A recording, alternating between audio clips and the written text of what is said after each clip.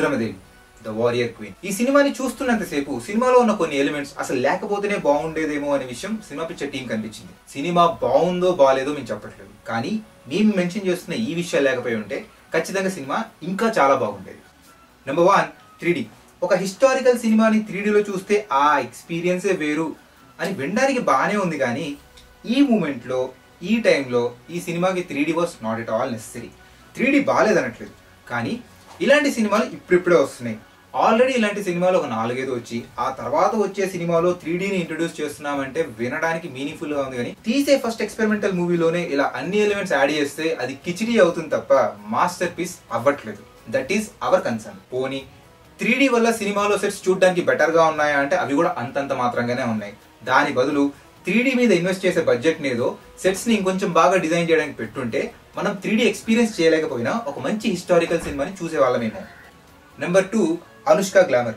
ఈ సినిమా ఫీమేల్ ఓరియంటెడా మేల్ ఓరియంటెడా అనే విషయం కాసేపు పక్కన పెట్టద్దాం అయ్యా. సినిమా టైటిల్లోనే ఉంది ద వారియర్ క్వీన్ అని. థియేటర్ లో కూర్చున్నంతసేపు మనకి స్క్రీన్ మీద కనిపించేది రుద్రమదేవి అనే క్యారెక్టరే తప్ప అనుష్క కాదు. అండ్ మోర్ ఓవర్ ఇది ఒక పీరియాడిక్ ఫిల్మ్. చరిత్రలో జరిగిన విషయాన్ని కళ్ళ కట్టినట్టు చూపించడానికి చేస్తున్న ప్రయత్నం. డ్రామటైజేషన్ కోసం కొన్ని సీన్లు మారుస్తామని చెప్పారు, కానీ మరీ టైటిల్ క్యారెక్టర్ తోనే ఎక్స్పోజ్ చేయించడం ఎందుకు భయ్యా? థియేటర్ లో కూర్చున్న ఆడియన్స్ రుద్రమదేవి క్యారెక్టర్ ని చూడాలనుకుంటున్నారు, కానీ అనుష్క అందచందాల్ని కాదు కదా. అనుష్క ఉంది కాబట్టి అలాంటి సీన్స్ ఖచ్చితంగా ఉండాలని అనిపిస్తే అరుంధతి సినిమాలో అలాంటి సీన్స్ ఎందుకు లేవు? ఎందుకంటే ఆ క్యారెక్టరైజేషన్ కి అలాంటి scenes not necessary. Same way Rudramadevi అనే క్యారెక్టర్ కి ఇలాంటి సీన్స్ కూడా not at all necessary. Number 3, అనుష్కతో అన్నెసరీగా తీసిన 3 పాటలు. ఒక సోలో సాంగ్, నిత్యా మీనన్ క్యాథరీనా తెరిసాతో ఒక ఐటమ్ సాంగ్, రానాతో ఒక డ్యూయట్. భయ్యా మార్కోపోలో వెనిస్ రాజుకి రుద్రమ స్టోరీ ఎక్స్ప్లెయిన్ చేసేటప్పుడు ఈ 3 పాటల్ని ఎలా చెప్పుంటాడు? నేల టికెట్ తీసుకుని సినిమా చూడడానికి వచ్చే వాళ్ళు కూడా పోస్టర్ మీద రుద్రమదేవి అని అనుష్కని చూసినప్పుడు అరుంధతి రేంజ్ లో ఎక్స్పెక్ట్ చేసుకునే వస్తారు తప్ప అనుష్కలో ఉన్న గ్లామరస్ కంటెంట్ ని చూడడానికి కాదు. ఈ 3 సాంగ్స్ మీద పెట్టిన బడ్జెట్ ని ఏ కొత్త సెట్టింగ్స్ డిజైన్ చేయడానికో వార్ సీన్స్ ని ఇంకా బాగా తీయడానికో యూజ్ చేసి ఉంటే సినిమా అవుట్పుట్ కొంచెం బెటర్ గా ఉండేదేమో. నెంబర్ 4, బాబా సెహగల్ క్యారెక్టర్ కి స్టోరీలో ఉన్న ట్విస్ట్ తెలిసే సీన్.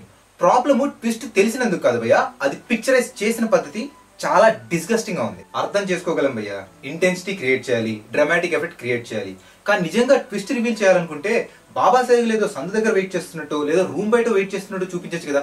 మరీ డ్రెస్సింగ్ రూమ్ లో ఎందుకు భయ్యా? వేరే సినిమాల్లో ఇలాంటి సీన్స్ లేవని అనట్లేదు భయ్యా, కానీ సినిమా తీసిన వాళ్ళే అంటున్నారు చరిత్రలో జరిగిన కథని ఆధారంగా చేసుకుని తీస్తున్న సినిమా అని.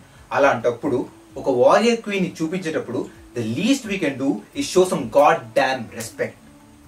నెంబర్ 5, ఇంటర్వెల్ కి ముందు రానాకి అల్లు అర్జున్ కి మధ్యలో జరిగే చిన్న హార్స్ రైడింగ్ చేసింగ్ చూడటానికి చాలా కామెడీగా ఉంది భయ్యా. వన్స్ అగైన్ గ్రాఫిక్స్ మీద నేను కమెంట్స్ వేయట్లేదు, కానీ కార్టూనిష్ లుక్ ఉండి ప్రెజెంటేషన్ అంతా వీక్ గా ఉన్నప్పుడు ఇంటర్వెల్ లాంటి ఇంపార్టెంట్ మూమెంట్ లో అలాంటి సీన్స్ పెట్టడం దేనికి? నెంబర్ 6, గోనగన్నారెడ్డి క్యారెక్టర్ కి ఎక్కువగా ఇంపార్టెన్స్ ఇవ్వడం. రుద్రమదేవి బయోపిక్ సినిమాలో గోనగన్నారెడ్డి క్యారెక్టర్ తో క్యామియో అనుకుంటే ఓకే అనుకోవచ్చు, కానీ రుద్రమదేవికి ఈక్వల్ గా తన క్యారెక్టర్ ని ఎలివేట్ చేయడం వల్ల వచ్చిన ప్రయోజనం ఏంటి? స్టోరీ మీద అంత గ్రిప్ ఉన్నప్పుడు దాన్ని అలానే ప్రెజెంట్ చేయడానికి ఇబ్బంది ఏంటి భయ్యా? ఆడియన్స్ మీద ఆ మాత్రం నమ్మకం లేకపోతే ఎట్లా? ఓకే, నిజంగా గోనగన్నారెడ్డి క్యారెక్టర్ అంత ఇంపార్టెంట్ అయితే ఆయనకు సపరేట్ గా ఇంకో మూవీ తీయండి భయ్యా, హ్యాపీగా చూస్తాము. కాకపోతే నాకు వచ్చే డౌట్ ఏంటంటే ఆ సినిమాలో రుద్రమదేవికి కూడా అంత ఇంపార్టెన్స్ ఇస్తారా? నెంబర్ 7, క్లైమాక్స్ లో గోనగన్నారెడ్డి మాట్లాడే డైలాగులు. సినిమాలో వన్ ఆఫ్ ద బిగ్గెస్ట్ ఫ్లా ఇదే భయ్యా. మనకు అర్థమయ్యే భాషలో చెప్పాలంటే హిపోక్రసీ. అసలు సినిమా బ్యాక్గ్రౌండ్ ఏంటి? మేల్ డామినేటెడ్ సొసైటీలో ఒక లేడీ తన స్కిల్స్ తో లీడర్ గా ఎలా ఎదిగిందో చూపించడం. అసలు సినిమానే అలాంటి యాంగిల్ లో తీస్తున్నప్పుడు క్లైమాక్స్ లో రుద్రమదేవి వచ్చి మాట్లాడాలి, కానీ వాళ్ళెవరు వచ్చి మాట్లాడడం దేనికి భయ్యా? ఇంకా కామెడీ ఏంటంటే రుద్రమదేవి మెయిన్ విలన్ తో ఫైట్ చేసేటప్పుడు కూడా గోనగన్నారెడ్డి మధ్యలో వచ్చేసి నేను వాడిని చంపగలను, కానీ ఈ సిచ్యువేషన్ లో రుద్రమదేవి చంపడం కరెక్ట్ అని అంటాడు భయ్యా. ఇది రుద్రమదేవి తనకు అర్హత ఉంది కాబట్టి ఫైట్ చేస్తున్నట్టు లేదు, గోనగన్నారెడ్డి ఒక ఆపర్చునిటీ ఇచ్చాడు కాబట్టి తను ఫైట్ చేస్తున్నట్టుంది. ఇలా మాట్లాడుతున్నామని మేమేం ఫెమినిస్ట్లం కాదు, అలా పొగరుతో విర్రవేగుతున్న మేల్ చామిస్ట్లం అంతకన్నా కాదు. Our mind set is very simple. ఈ సినిమాలో రుద్రమదేవికి సైన్యాధ్యక్షుడిగా పనిచేస్తున్న అజయ్ పాయింట్ ఆఫ్ వ్యూ మాది. ఒక రాజ్యాన్ని పరిపాలించేటప్పుడు అర్హత ప్రస్తావన వచ్చినప్పుడు we believe in leaders, not in genders. Number 8, climax లో రుద్రమదేవి ఒక ఆర్మీతో సోలోగా ఫైట్ చేయడం. ఒక ఆర్మీ భయ్యా, she is not a goddess, she could die. హిస్టరీలో నిజంగానే తను ఒంటరిగా ఒక ఆర్మీతో ఫైట్ చేసిందంటే నిజంగా హ్యాట్స్ ఆఫ్ అయ్యారు రుద్రమదేవికి. తను ఒంటరిగా అంతమందితో ఎలా ఫైట్ చేసిందో మాకు అర్థం కాదు, అసలు మేము ఊహించుకోలేము కూడా. నెంబర్ 9, రానా ఇంకా అల్లు అర్జున్ మీద తీసిన కొన్ని సపరేట్ సీన్లు. రుద్రమదేవి బయోపిక్ లో రుద్రమదేవి క్యారెక్టర్ ని చూపించకుండా వాళ్ళని వీళ్ళని పెట్టి సపరేట్ గా సీన్స్ తీయడం దేనికి భయ్యా? పోనీ వాళ్ళున్న సీన్స్ వల్ల స్టోరీ ఏమైనా ఇంపాక్ట్ ఉందా అంటే అది లేదు. ఇదేదో థియేటర్ లో కూర్చున్న ఆడియన్స్ కోసం ఇదిగో సినిమాలో రానా ఉన్నాడు, సినిమాలో అల్లు అర్జున్ ఉన్నాడు అని సపరేట్ గా చూపించడానికి తీస్తున్న సీన్ లాగా కనిపించాయి కానీ స్టోరీ ముందుకేం కదలలేదు భయ్యా. అప్పుడప్పుడు నిజంగానే అనిపిస్తుంది భయ్యా, ఈ సినిమా తీసింది ఒక స్టోరీ చెప్పడానికా లేదా థియేటర్ లో కూర్చున్న ఆడియన్స్ ని కన్విన్స్ చేయడానికా?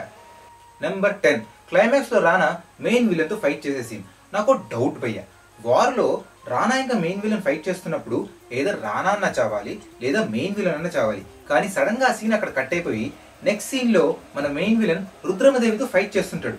నాకు అర్థం కాని విషయం ఏంటంటే ఆ సీన్ కి ఈ సీన్ కి కనెక్టివిటీ లేనప్పుడు, కనెక్టివిటీ ఇవ్వలేనప్పుడు అసలు ఆ సీన్ పెట్టడం దేనికి, ఆ సీన్ షూట్ చేయడం దేనికి?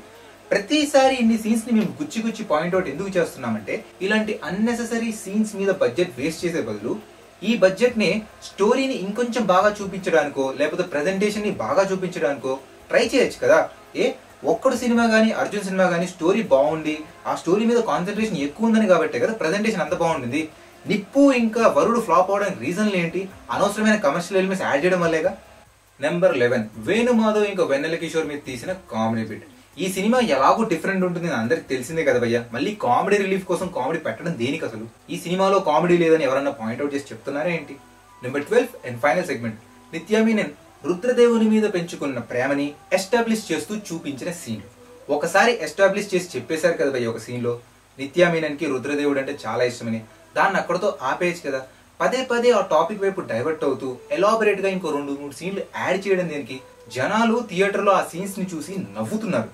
సో అదండి సినిమా పిక్చర్ టీమ్ కి రుద్రమదేవి సినిమాలో అన్వాంటెడ్ గా అనిపించిన సెగ్మెంట్స్ ఇవి.